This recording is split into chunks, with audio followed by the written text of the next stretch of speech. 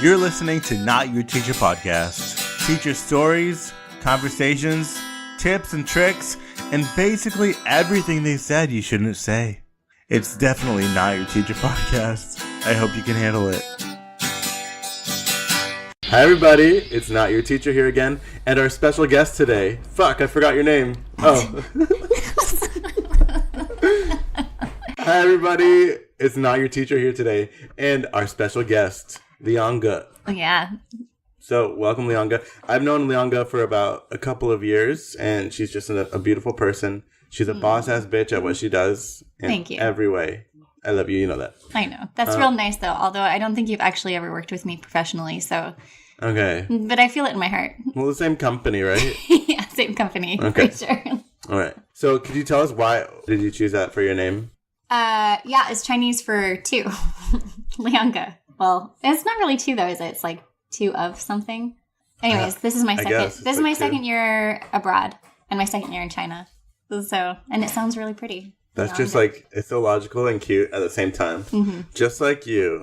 So she's cute and logical too. Could you tell us the essence of what you do in 2 sentences and just try to make it sound alluring or interesting? Not that it isn't. Like, well, I know it is. No pressure. Okay. I work individually with kids. I'm like a specialized teacher, and it's kind of a broad scope of things that I cover, but specifically working with kids on things like how they communicate. Okay, cool. And within that field, where do you reside on a scale of 1 to expert? Oh, geez. In achieving that? I like to think of every human being as a work in progress. I think if you feel like you're an expert, then you stop learning. But I've been doing it for like 9 years, so I feel pretty comfortable with what I do. Okay. So where would you rate yourself then? So you're just like making me choose a number. Yeah, well, a number or like a word even. I feel really uncomfortable with labeling myself in ways anyway. All right. I don't want you to be uncomfortable. I think I'm good at what I do. I enjoy what I do. I care about it. I devote a lot of energy to it. Okay. Mm-hmm. And I can tell you do. She works her ass off. Yeah. So what kind of things are you curious about right now? Professionally? In any way. What's the first thing that came to your mind? I mean, I'm real interested in And why is that? Because I'm moving there next year. Okay. That's fine. But like what kind of things have you learned about it already? About there? I've been going to yoga a lot lately. And I've been taking a lot of yoga classes. I've been really interested in how meditation and sort of harnessing that like body, mind, spirit like together thing just like helps our brains and our energy like be, it like helps improve all of it. So anyways, I've been really enjoying yoga lately. So I keep thinking about India and where, that's where yoga. I didn't even think of that connection because you've been going to yoga a lot, but like that's probably in the front of your mind every time you go there, right? Yeah, like, kind of. Yeah. You're like, oh, it's India. Okay. What are your current passions or frustrations related to your job? I recently took a new training about conceptualizing and like creating images like in the head. And that's sort of like that's like the very groundwork of communication. Like if you can't build the image in your mind, you can't remember what people say, it's hard to like express your thoughts. So I just finished the training for it a couple weeks ago. So that's kind of where my head's at. I've been like really fascinated and I've been really enjoying exploring that with all my kids. And do you find, is there like a range of success with that? Like depending on what kind of learner they are? Or is it just everyone can benefit from visualizing? Yeah, well, everyone absolutely can benefit from visualizing. But if you are already typical in your ability to do it, then it's just, flexing a muscle that's already developed. But it's really interesting that a lot of the kids that I work with, it's like they don't have that muscle yet. And so trying to like break it down for them so that they can like really start to grow that ability. And seeing it happen, like they are improving and it's been really cool. But cool. As talking with this one kid specifically about this idea of like, I say words and it creates a picture in your mind. It's this, it's a whole program. So anyways. To backtrack a bit, like visualization is like, could you just like define it? Just what does it look like when you put it into practice? Visualization. Yeah. So it's like when you talk about like making movies in our mind. So when I say the word apple, you in your mind think about an apple. If I don't give you any other information, your apple might be green, it might be red, it might be yellow. The one from Snow White. That's what I thought right away. Yeah. But you create an image in your mind, and then if I give you more information, you might modify your image. But that's how we remember things. That's how we learn information, make meaning of the words that other people say.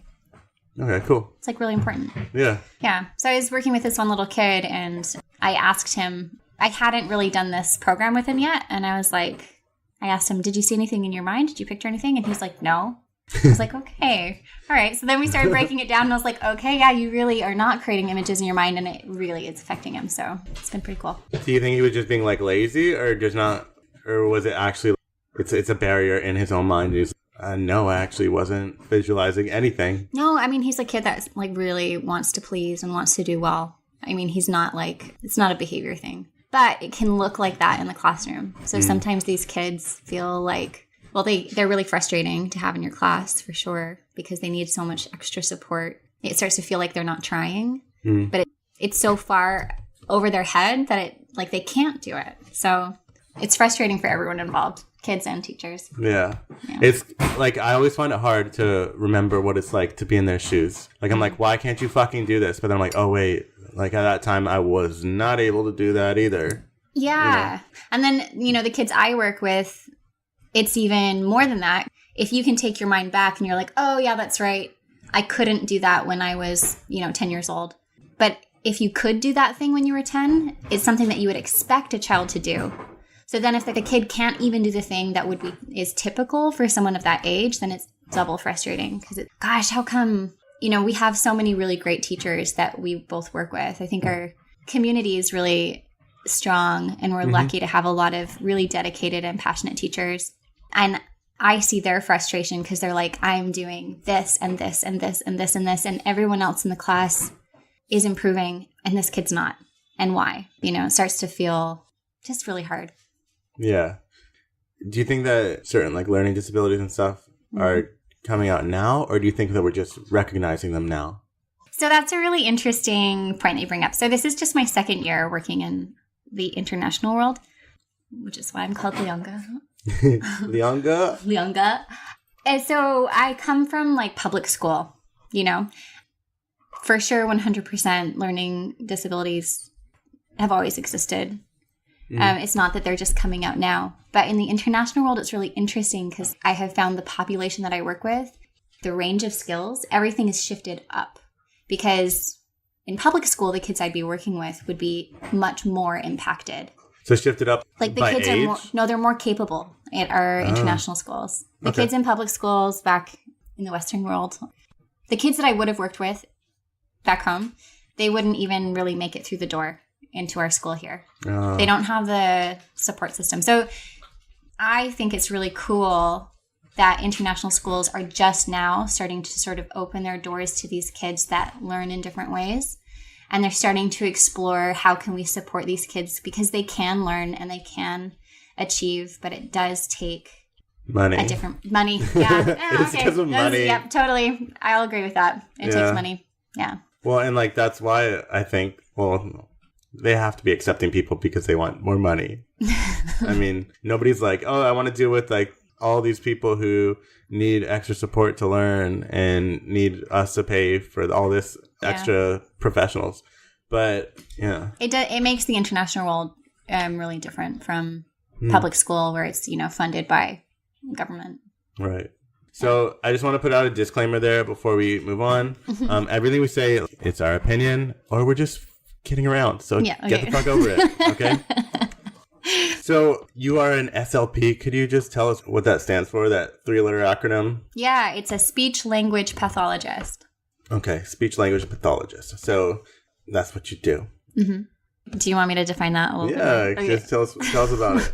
Like, what's your main goal within that? So, like I said at the beginning, my job is to help kids to communicate. And if you think about communication, there's like 2 broad categories. We have like the way that the speech part, and that's like the mechanics. So how you move your tongue, how you move your jaw, the sound that comes out when you say, the thing that most people think about is like the like lots of kids who can't say their we help them with that. Yeah. Well, sometimes it's just like lazy talk. When you drop off the last consonant of a word, or it's called like a Boston accent. Oh, yeah. Is that what I've been doing? Okay. Oh. As a professional, I can tell you do not have a speech disorder. Thank you. You've been studying me? I mean, does that bring you comfort? No, it freaks me out. Because, like, a lot of my friends are counselors and stuff like that. You're, like, secretly diagnosing you? Probably. No, I've only been eliminating things. You don't have any speech problems. Thank you. I always know what personality disorder everyone has. Like, I'm always like, oh, histrionic, narcissistic, borderline. What's mine? Are you going to save that for another episode? Yeah, let's just save that for one-on-one. Okay. Maybe if you say it, it'll be like, it'll let everybody know who I am. Everybody's like, oh yeah, I know who she is. I think we have a similar one. And I think it might be like being too fucking nice or too forgiving. That's what I think. Is that a disorder? Well, it harms us, so yeah. I guess sometimes it can. Yeah, totally. And another 3-letter acronym. Oh, wait, hold on. I talked about the speech part. It is really important. I bring it up only because a lot of times people think of speech language pathologists as just doing that articulation part, like how you say sounds. But a bigger part of what we do is the language aspect. So it's like, how do you understand what other people say? Things as basic as vocabulary, but it can also be like, and this is where it kind of gets mixed into learning support as well, because it's like, how do you understand what a main idea is? How do you put your words together in a way that makes sense? You know, when you like talk to someone and it's like they can't ever get to the point, they like talk around it and it's like they never really say. Yeah.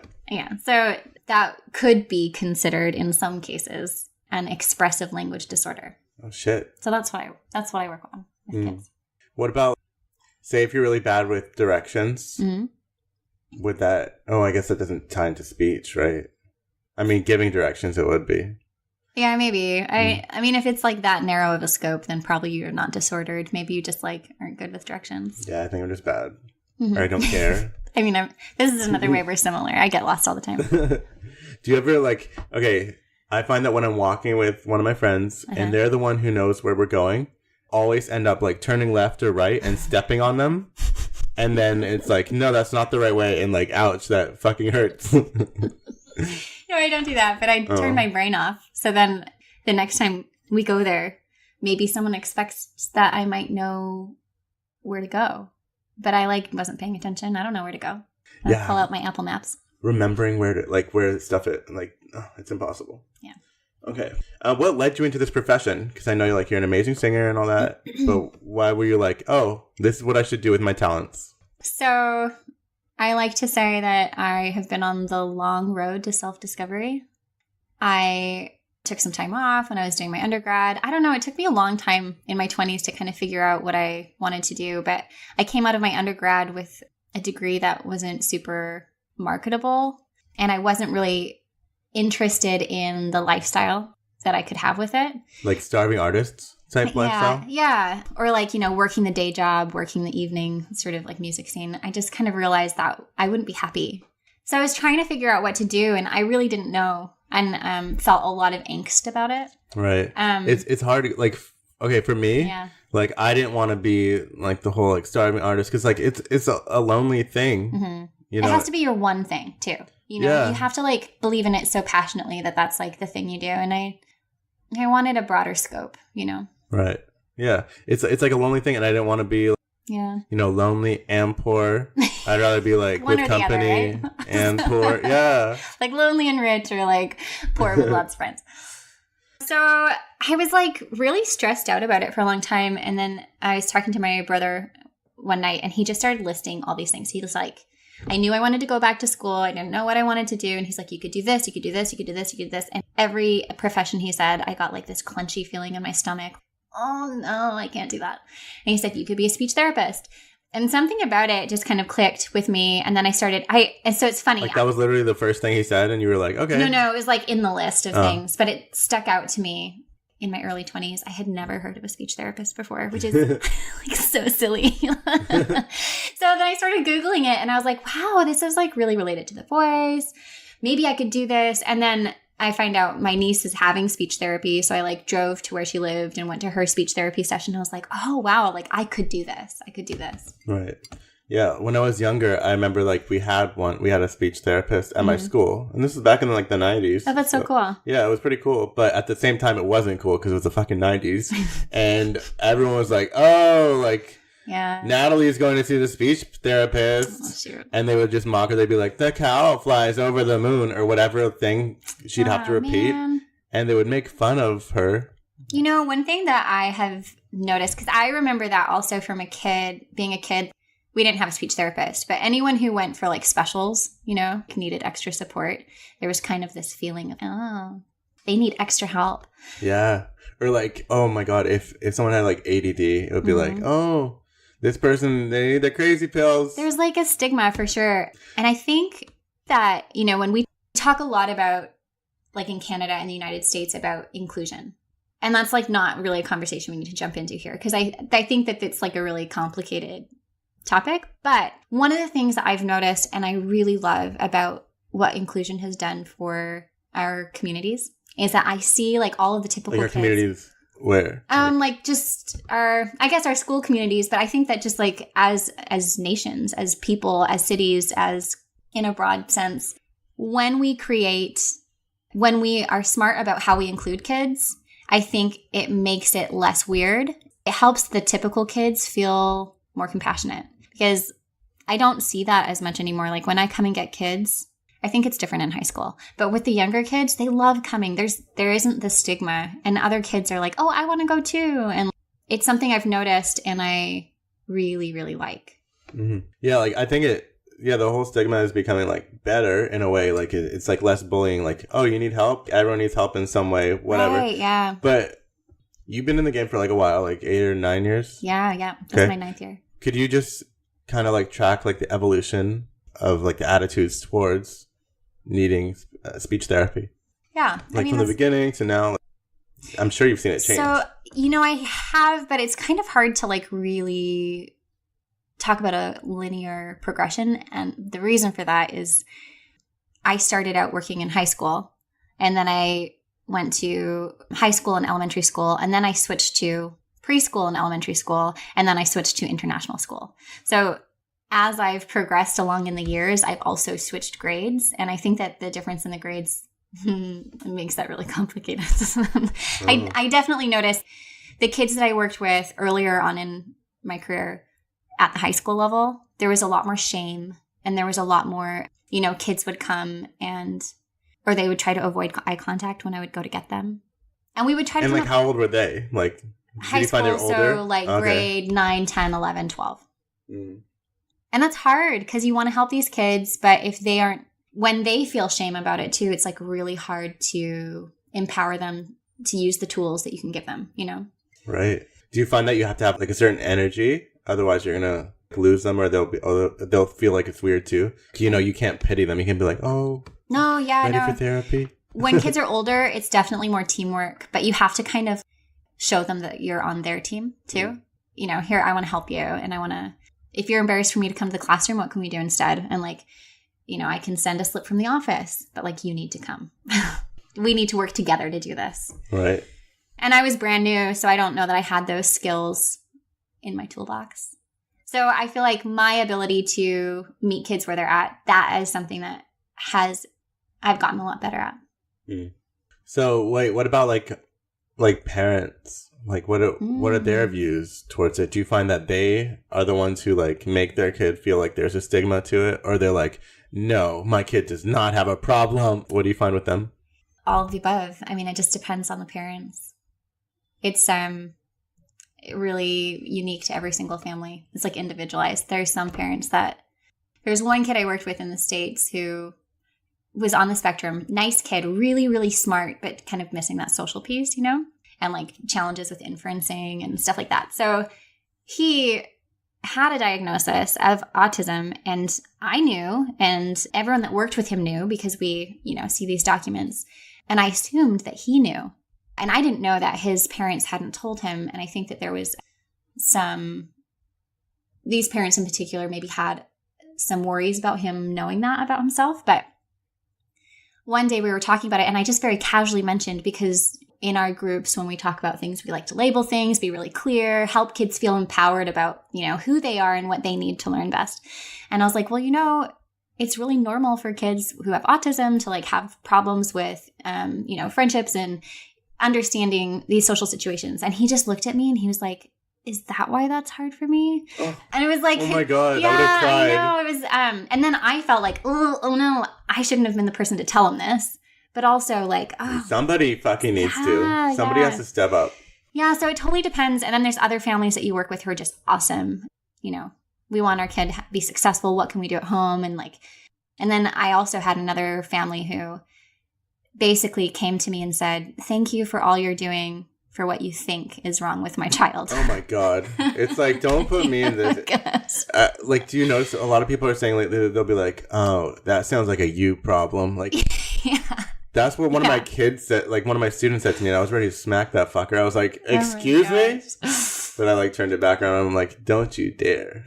Yeah. Okay, so a lot of what you're saying, it sounds like shit is complicated. It's not. Yeah. There is no like black and white. Mm-mm. It's the journey, and it's dependent on many parts of everyone's identity, where they come from and how they're raised.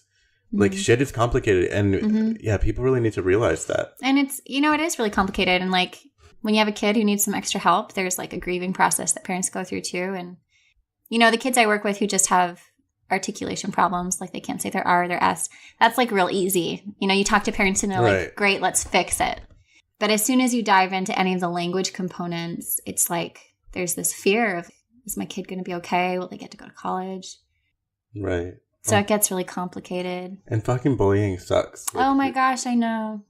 Like, especially when they don't realize that once they leave school, it's such a different world. You don't have to talk to people that you don't want to. But right now, you have to see that asshole every day in fourth period or whatever, you know? Yeah. Well, and I think you're right that you don't have to talk to people in your social life. But you still have to like work with people. Oh, right. I almost forgot we have a job. We still, I mean, that's like a life skill. Yeah.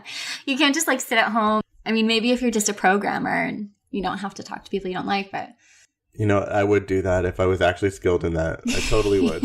But I'm not. Yeah. Sit in your office alone. You would never do that. No, I wouldn't like that. I'm too, I like to do shit. Too people oriented. Yeah. For sure. Exactly. Yeah. Okay. If your colleagues would listen to you, and you could tell them, how would you describe your job? Like, what it's like, to make them feel what it's like? Like, give us a juicy metaphor or something. Oh, geez. Yeah. Put me on the spot. A juicy metaphor for what it's like to be a speech language pathologist. Can it be a simile? Yeah. As fucking right. Yeah, you can. I can use like or as. Yeah. Being a speech... Oh, it's not a metaphor. It's a simile. I'm sure it's the best simile I've ever heard in my life. It's like creating a portrait out of a mosaic. So it's like you have all these tiny little pieces and you have to find the thing that just fits right. And if you put the wrong piece in, everything else like tumbles apart and you have to start over again. Shit. I don't know how to make mosaics, but that sounds hard. And also that sounded beautiful. I mean, mosaics are really beautiful. Yeah. And so is being a speech language pathologist. It's really great. I do really love my job. What do you do on a regular day? Like, what are your main activities? Oh my gosh. I spend so much time on the email. On the email? On the email. Yeah. Yeah. So I feel like there's a lot of times people walk by and I'm like sitting at my desk and I feel like I need to put up a sign like, I am working, I promise. I hate that feeling. It's like, I'm at work. I'm not just going to sit here and go on YouTube regularly. But maybe every once in a while. Yeah. Well, like, you need breaks, too. Yeah, totally. It's like nobody knows your struggle and nobody knows what you're actually doing on a computer. Yeah, yeah. I mean, I actually don't. No one's actually ever said anything to me, but it's always, I think, this fear in the back of my head that someone's going to think I'm just, like, wasting my time. But there's, like, so many emails to respond to. Okay, so a lot of communication. A lot of communication. I've really loved, our school rolled out Seesaw. Did they use that in upper school? I've heard it. But I wasn't listening when they were talking about it at a meeting. You know? Yeah, I don't know if you guys use it in upper school. But... Oh, maybe they said that lower school or whatever. It's been amazing. I really love it. It's actually helped reduce the amount of time that I spend sending actual emails because I can send like a little video that shows instead of having to try and type it out, you know? Right. Oh, and just for everybody listening, upper school is like for the older grades, lower school is for the lower grades. Oh, like, yeah. It's like elementary school and high school. Middle school, high school. Yeah. You're probably like, thank you so much for educating me. But like, well, just in case. I mean, we are educators. It's for you. So. Don't be a dick. Yeah. Do you think that more EALs, or what is it? What does EAL stand for again? English as a learner. Additional English as an additional language. Yeah, gosh, there's so many acronyms like ESL, EAL. Right. I'm like TEFL. I'm ESL. No. Wait, what's your first language? No, wait. English is my only. I'm EOL. English is my only language. I've never heard that before. Okay, what does It's my only language. So when these kids, EAL, English as an additional language, when they have that, I'm like, good for you. Totally. ESL is like, it's your second. EAL is like, it's an additional one. So it could be your third or your fucking fourth. So that's why they don't usually use ESL anymore, because there's so many kids that have more than two. Do you think more EALs should be like on like the gifted or like exceptional continuum? Or do you think they should be considered gifted, but they're not given, or they don't have a teacher who's gifted at teaching EALs, so that they don't have a chance to show that? Because you're getting English instruction, you're really good at whatever subject it is, but you don't have a good EAL teacher, so that you can't make that connection. I guess. I mean, I think I see what you're saying. I think there's a lot of studies that talk about how having multiple languages, at first, it can be a real challenge. So I work with like younger kids. So probably when you get a kid that rolls into, grade 8, grade 9, and they are just learning English now, and they walk into a school that's, 95% English based, that's way more challenging for them than it is for most of the kids I work with who are 3 years old to 9 years old. Just because content is so much harder for those kids that you see, because they're already expected to know all of the vocabulary. Whereas when you're younger, especially in like the preschool, kindergarten, all of the kids, the vocabulary is just so much more basic that it's easier to sort of absorb and learn. But I can see how, especially in the upper grades, if you get a brand new EAL kid, the amount of challenge that is. They have to make up so much ground, and having like a really solid EAL teacher would be really important. And when I don't know if they would be considered gifted otherwise. I think, kids fall on a wide range of ability regardless of how many languages they know. But if a kid walks in and they don't know English and they don't have a good EAL teacher to help support them, then they're going to present to their teacher as someone who needs extra help. They might call me in and say, can you take a look at this kid? I think that they need special services. When really it's like, oh, they don't need special services. Like, they're totally fine in their own language. They just haven't learned English yet. Right. Okay. What do you do if you can't communicate with them? Like, say, if they like base level 0, like they don't know how to say much. They don't know how to really sound like me right now. What do you do when you can't communicate with them? Like me personally as a speech language pathologist? Well... Or like what could a teacher do? Like their EAL teacher? Because we're all EAL teachers now because everyone's fucking running around. I mean, you got to. It's in this environment in the international world, you have to have some abilities. And, because I work in the elementary school level, a lot of the supports that they're using already are just, that's what you would do. Like, using lots of visuals, breaking down instructions, having like repetitions and routines, providing kids opportunities to respond in ways that aren't typical. Like if you normally would want a kid to write an essay, is there like another way that they could do it where they could show that they understand the material? Totally. And nobody wants to mark an essay written by an adolescent. Like, oh my God.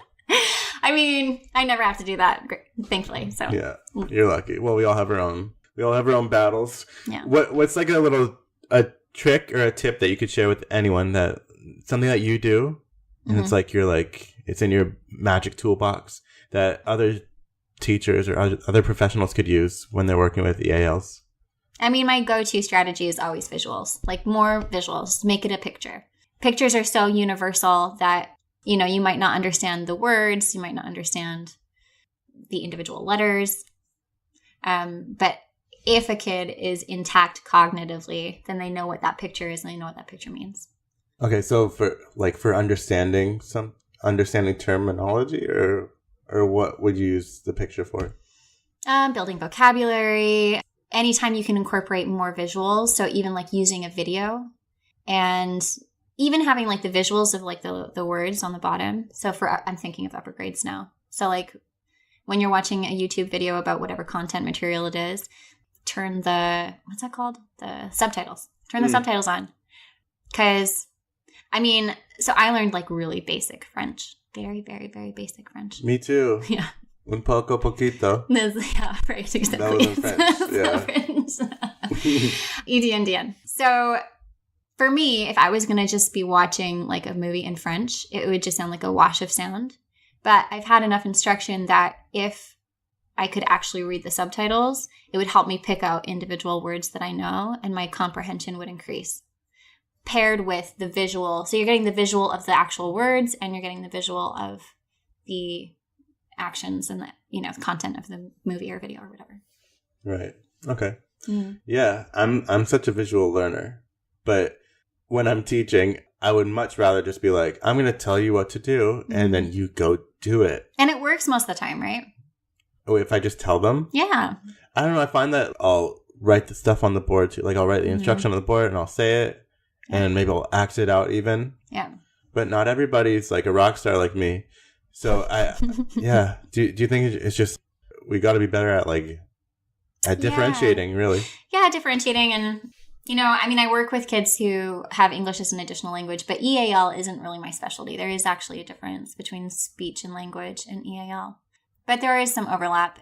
And a lot of the strategies that we use to differentiate, just good teaching is good teaching. And the more you can break it down and support the class, just thinking about, you're teaching a content, just actually thinking about what words am I using and are they going to understand the words I'm using? Yeah. It just takes like a little bit of thought to think through how you're communicating. It was so hard for me, especially like coming out of teachers college. You're in university and you're reading books with big words and all that, and you're using all this terminology. Yeah. And then you sound so smart. Yeah. But then you're like, oh shit, I'm a teacher now. And then you just, kids, and you just talk to them like whatever, like regular, like you were talking. And I mean, now it's been a little while, so my vocabulary has dwindled down to theirs. But like at first, it's just like, it's so weird when you want to say a word and they're like, what does that mean? I'm like, it means what I fucking said. Like, it means what it means. What's wrong with you? Are you dumb? Why don't you know this word yet? Yeah. Oh, right. You're 12. You don't know this word. Yeah. That's the hardest thing to me. Well, and it's hard too because you don't want to stop using those words. It's important that the nuance of emotion that we can communicate when we have really specific terminology, it's so much bigger. I mean, I really love words, and I do frequently get told by my spouse that I'm using words that I'm using words that are too big. Really? Nobody understands. And it's true. I really love words, and I grew up in a really word heavy family that also loves words. And it's not that you should stop using big words, because we are teachers and we want to help kids learn and grow in these ways. But you have to also tell them what it means. And if you have to break it down too much, then you can't go that far yet. You have to bring it back, Right. It's all about teaching and steps. Scaffolding. Yeah. Yeah. Okay, cool. So, is there any other message that you would want to get out to our listeners about your profession and about what you would need for their support if you knew that all these teachers are listening? What do you need as an SLP? Communication, really. With them? Yeah, and it's hard to find the time during the day because, I piece together a schedule based on when kids are available. It's making my schedule is maybe the number one headache of my life every year. Trying to find a time when the kid's not at recess or lunch or in an important content class. And making sure it's a time that I have available as well. It's like a patchwork quilt. It's real hard. So it's hard to then also carve out time to meet individually with 25 teachers about their specific student. But emails are really great. A lot of times I'll find out a couple weeks ago, oh yeah, this happened. We sent that email to the parents and I wasn't CC'd on it. And I'm like, oh gosh, I wish I had known. I could have been helping with that. That's so annoying. I mean, it's challenging, but I get that, teachers also have, 17, 20, sometimes more than that, kids in their class. They're trying to manage a lot as well. But when you're a part of a team, it's just really, really important to be included in all that communication. Okay, so hear that, everybody? Fucking communicate. Just CC. It's that easy. Yeah. I mean, I spend a lot of time on my email anyways, but this is why, and it's really important. Put Lianga in the CC line. Yeah, I want to know all the things. Yeah. Okay, well, thank you so much for being with us. Do you have time for a few rapid-fire questions? Yeah, go. Okay. So just say the first thing that comes to mind when I say that. Okay. When I say it. Just whatever it is, okay? It has nothing to do with any... It's not... Okay. Just don't feel like you have to use big words. Okay, ready? Yeah, I'm ready. All right. What song do you love to sing when everything's falling to shit? It's rapid fire and I'm thinking of it in my head and I can't think of the word, but it's from Sound of Music. My favorite things. Oh, these are a few of my favorite things? Yeah. Nice. What would you want administrators to know if you could make them know something? That we're all working hard and we need to feel appreciated. The last thing that you listened to, or that you watched on Netflix or whatever streaming site? Close. What the fuck is that? It's like an action film with Numi. What's her last name? I don't know. She's like a bodyguard and she saves this like heiress. It was like really good up until the end. You'd recommend it? Yeah, up until the end. So Close on Netflix?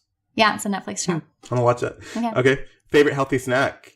Healthy. I really love cut bell peppers. Ew. I'm not a big pepper person. Are you yucking on my yum? Yes. I'm sorry.